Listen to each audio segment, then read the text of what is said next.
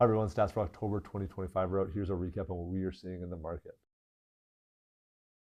Overall, it's similar to what we've seen over the last 6 months. Inventory is up and sales are down. Sales are down 14.3% compared to last October. This is down 14.5% compared to the 10-year average for the month of October.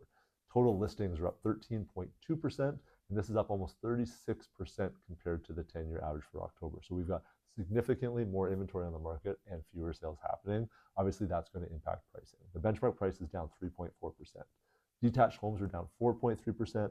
Condos are down 5.1%, and the benchmark price for duplexes and townhomes are down 3.8%. What's interesting is the sales to active ratio is actually the lowest on the detached market. However, that price isn't down as much as the condo market. So what this tells me is that a lot of homeowners are deciding not to sell if they can't get the price that they want, whereas some condo owners, they're offloading their condos even if they are taking a bit of a bigger hit.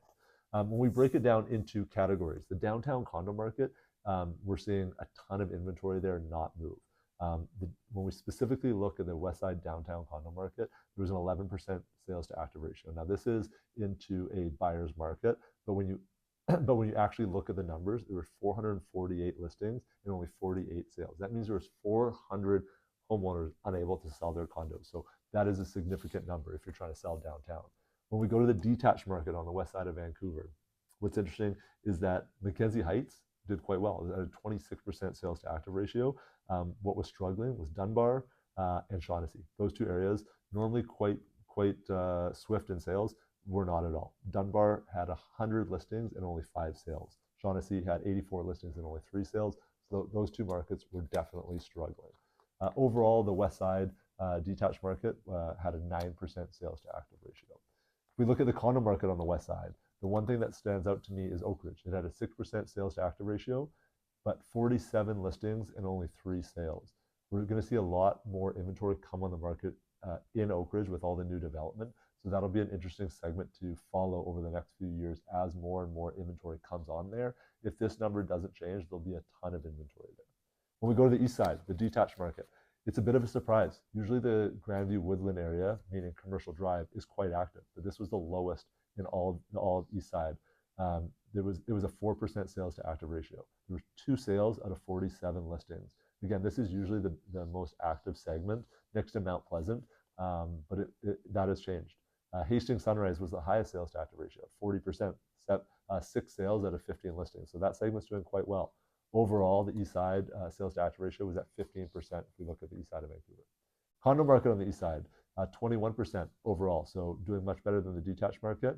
The highest was Hastings, again, similar to the detached market, at 55%. So there was 12 sales out of 22 listings. The lowest was the downtown condo market, meaning Gastown predominantly. There were 3 sales out of 48 with 6%. But what's also interesting is Mount Pleasant, which is often a very fast market, very desirable market. It had a 17% sales to active ratio, which is pretty balanced. However, there were 25 sales out of 143 listings. So you've got almost 120 listings that didn't sell in Mount Pleasant. That is going to show some opportunities for some buyers because that area typically is quite quick. When we move to North Van, the detached market, Blue Ridge had the highest sales to active ratio at 50%. There were only 8 listings and half of them sold. Canyon Heights had the most sales, 11 out of 38 listings, so a 29% ratio, and the lowest was Upper Lonsdale, only 4 sales out of 37 listings, so an 11% ratio. Overall, it was 22%, so that's still considered a seller's market. However, it really depends where you are and what you're trying to sell in North Vancouver. When we look at the condo market in North Vancouver, it was a 19% sales to active ratio overall. Lower Lonsdale had over 100 condos that didn't sell. Now, the sales to active ratio there is 23%, meaning it's a seller's market. However, there was 144 listings and only 33 sales, meaning there was over 100 sellers that did not sell their home when they were trying to. The lowest sales to active ratio was 7%, and that was in Pemberton. Only 5 sales out of 69 listings. And Northlands had 7 out of 8 listings sell in October, so that was the highest.